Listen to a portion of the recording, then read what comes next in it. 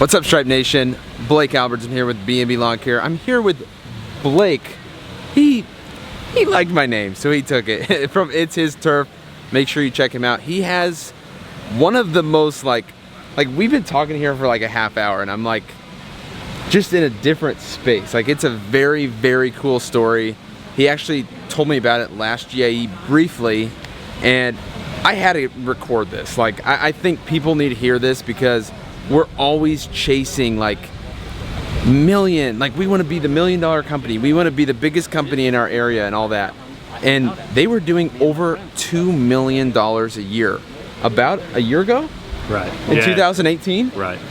And everything, and correct me if I'm wrong, kind of came crashing down, or at least you saw it crashing down. Right. Your marriage, your family life, your business, like, even though you're at $2 million, you could see your business starting to crumble. So he's gonna get into it in this video. Sit down and watch it or listen to it. It is incredible. So make sure you like and subscribe. Enjoy the video. My wife called me and she was like, hey, something's got to change. I think I'm gonna go stay with my parents.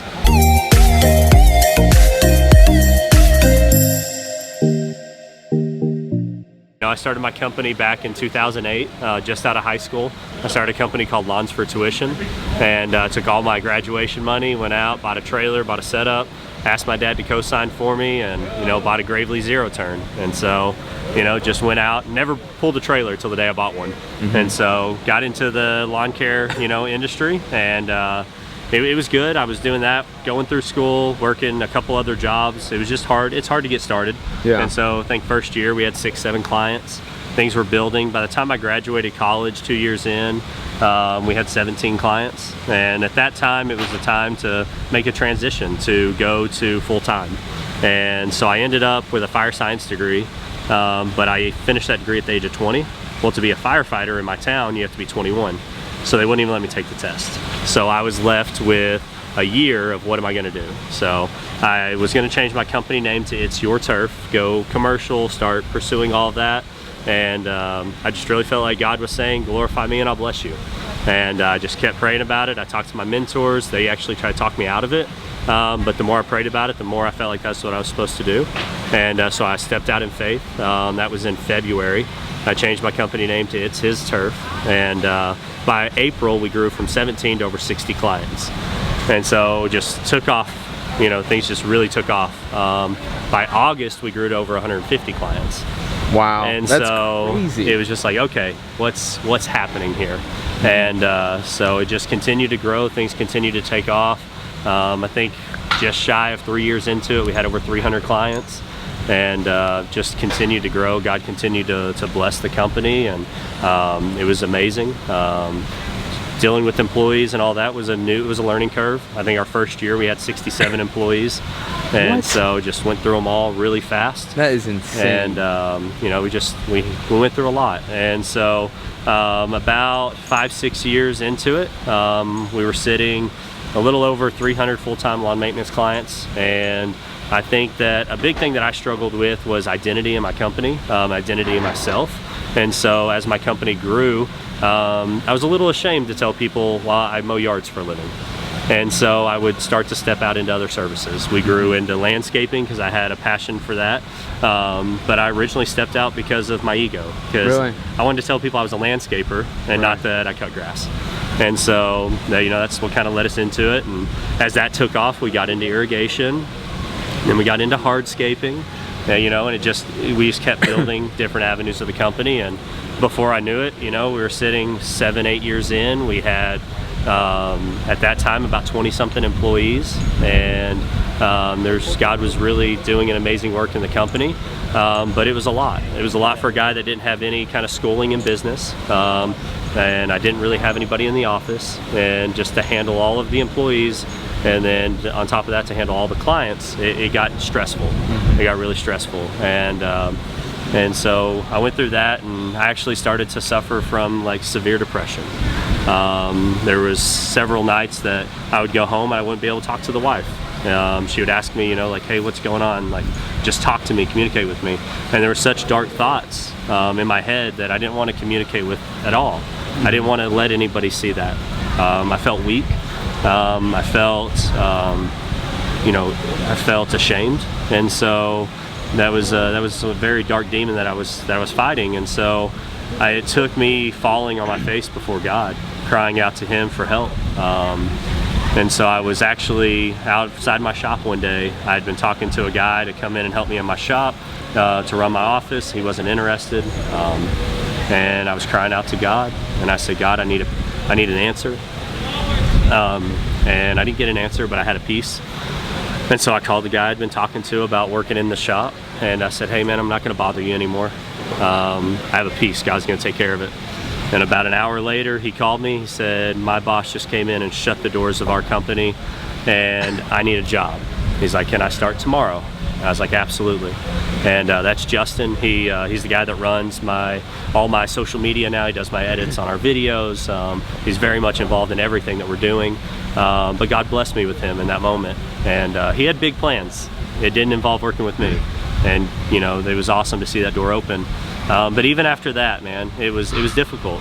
Just with the business, trying to decide what I wanted to do as a business, and I struggled with, do I stick to what we do best? Do I chase the things that I'm excited about and have a passion for? Where do I go? And so, about 6-7 months after he came on board, I found myself again just really overwhelmed. And so I was praying to God. How many employees at that point? We were running, I think, just shy of 20 at that time. And I was praying to God. I need to know what I need to do. I feel like I'm chasing too many things. What do I need to do? And God gave me a vision of my company, 12 guys. And I thought that was crazy. I was like, there's no way. And it was very specific to the guys. I was like, there's no way. And so I kept praying, and literally, I was like, God, I need a sign. And about that time, here came a car, and they cut me off, and their license plate said, "Yes, God." I'll show it to you. I got the phone in my pocket, in my bag. Yeah, I'll show it to you. And so it was crazy, man. And so I'm bawling by now. I'm just like, this is insane. So I said, okay, I'm going to be faithful. Whatever I need to do, God, lead me. And within 30 days, the company transformed. I had guys walk out on me and leave the company. The new guys come in, and we had that company that God had given me that vision for. And I wish to say that I was good then, but I wasn't. Things went really well. I felt like I couldn't do wrong, honestly. And I started to chase things of the world again. And so I had the opportunity to buy out a big commercial concrete company and continue to expand my hardscape services. I had the opportunity to grow some more crews for landscaping, to go full divisions for not only lawn care, but landscaping, irrigation, and hardscaping. And I chased it. And so I bought out that company, I chased that, and before I knew it, we were running 15 trucks and crews, and we had 30-something employees. Wow. And I was absent, man. I wasn't there for my family. I wasn't there for my wife. I was truly just chasing things of the world. And it was at that point that I felt like I was doing it for them, so I justified it. And it was, I was blind, man. I was truly blind to it all. And then it came a turning point, March of 2018. The gentleman I bought out actually walked away from the company. He was supposed to stay with me a year. He walked away from the company, and when he did, it was just a few months later, he took some of the guys, and then one of my crews left me, and it started a spiral downhill from there. I remember it was July 13th of 2018. I was out on a job site about 11 p.m. at night. I was working on a big swimming pool we were doing, and my wife called me, and she was like, hey, something's got to change. I think I'm gonna go stay with my parents. And it took that as a wake-up call, man, to realize that, because everything that had happened with the company, the guys leaving me, all that, set me back over $200,000. For a small company like me, that's huge. Yeah. I felt like I had to work sun up to sundown every chance I got to try to stay on my feet. And I I realized at that point that I was going to lose my family in the process. And that was the wake-up call I needed to realize the things that I was chasing were not what I needed to be focusing on. And so I did. I said, hey, if I have to rebuild the company, I have to rebuild the company. But I can't do this anymore. And so that was the turning point. Started focusing, on my family. Started, really focusing on God. The vision He gave me 3 years prior to those 12 guys. And we downsized and we downsized, and going into this spring we had those 12 guys. I've had to let a few go, and we're sitting about 9 employees right now. And but I know that that's still the vision God has for the company. And another reason why I know that is because I was trying to do it all on my own. And God has delivered us from that debt. That $200,000 is now, today, less than $16,000. Wow. And that's in less than 12 months, a little over 12 months time. And it's nothing I've done. It's everything that God's done. And it's amazing. Do you think a lot of, because I know a lot of lawn care business owners that not only have family troubles, but just business troubles in general, like just they're at a size in business where they don't really make a lot of money, but it looks like they're making a lot of money. Right. Like it might be 6 or 7 crews, and they're just like what a lot of people call the rat wheel. Right. Like, do you think that's ego, or like trying to get too big, or is it guys trying to chase a number? Like, because I know when I was young, like literally up until this year, where I'm like, I'm actually kind of happy with the size of my business. Like I'm actually enjoying my business right now. And so when I was younger, I just wanted to be like the King Kong. Like I wanted to be like, when people saw me in my city, I wanted to be like, man, he's got this lawn care business, Right. So do you think a lot of that's ego, or what do you tell guys that just are chasing like the biggest, best company? Like, I would say, honestly, I would say that it's ego. I know it was for me. And you do want the bigger, the biggest, business. You want to be looked at, and you want people, especially young guys. I was 18 when I started. You were pretty young when you started as well. Yeah. I think that we struggle with landing those contacts. I think that, those contracts, the clientele, because of our age. We're not respected in the industry. And so I think that's something a lot of us younger guys, when we start out, have struggled with. And so I think that to do that, we think, well, a bigger company solves that. When I have this big company, it's the validation that I need to show you why we should be taken serious. And I think that is why we go and chase it. And that's why, with all my mentor that I do, the first thing I ask them is, what's the level of success you're trying to achieve? Is it what size of a company?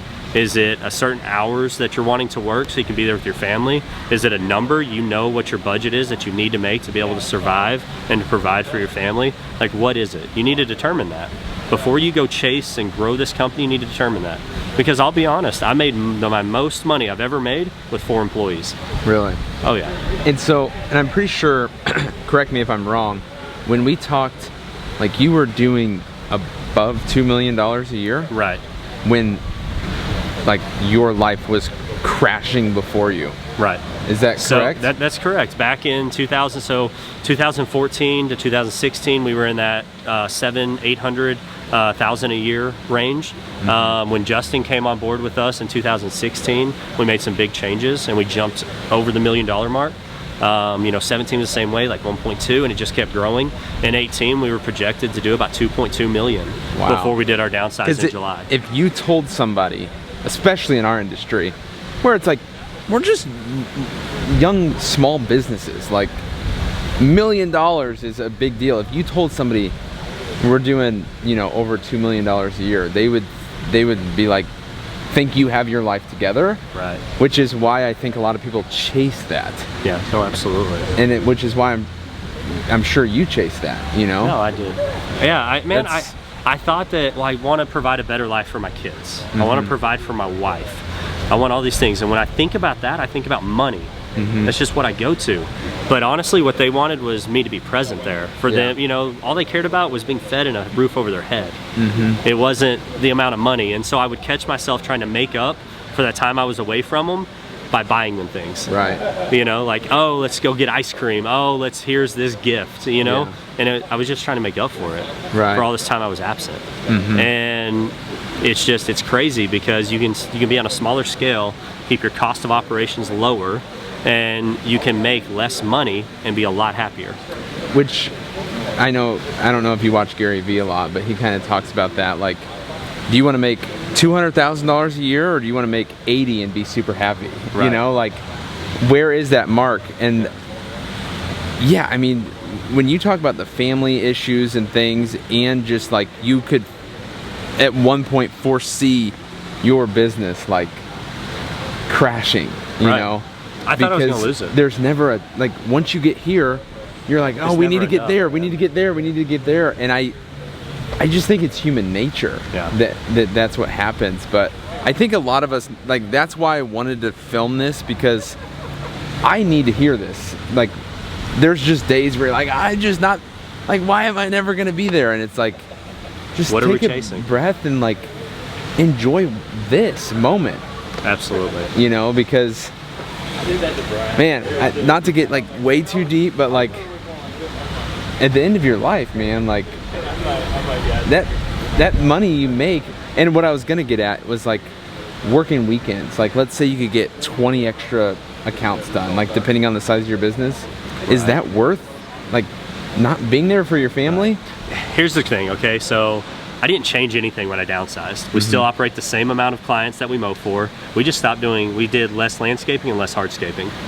And so I've missed in the first 10 years of my company, I missed maybe 24 Saturdays.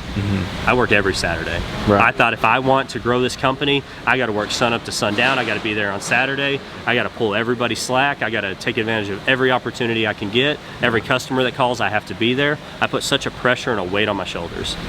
Since then, I've walked away from that. I have lost a few clients. Those people that could call on Thursday and I would go and do it Saturday morning, make up for it.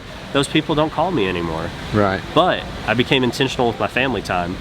Every Saturday we would go out to a state park. I didn't have cell phone service. I'd be able to spend that time with them. Guess what? Monday came around and we were able to take care of it, get caught up, and stay right on track. And did you ever feel like, when you were first trying to do that, guilty that you weren't working on the weekends? Absolutely. Like, that was the hardest thing for me this year. Was like, I'm like, I've been like my business is exactly, and I think that's just like hardworking people. That's just how we feel. Like when we're not working, we feel like we're not doing enough. Right. So, and honestly, it's been the best time spent. Yeah. It truly has. And my company has continued to grow in different aspects. We've stayed on track. We're going to probably be really close to doing $1 million in sales this year again. And you know, we're going to do it with 9 people, and it's the right 9 people. You know, that's a different video and a different time. You know, about that and how you can operate with smaller. But I mean, it's amazing, man. It truly is. And like you said, it's at the end of this, like, what is it? You know, what's going to matter? And it's that time we spend with them. It's, you know, and then also just being intentional with our time. When we go to work, just making the most of it. Right. And that makes all the difference.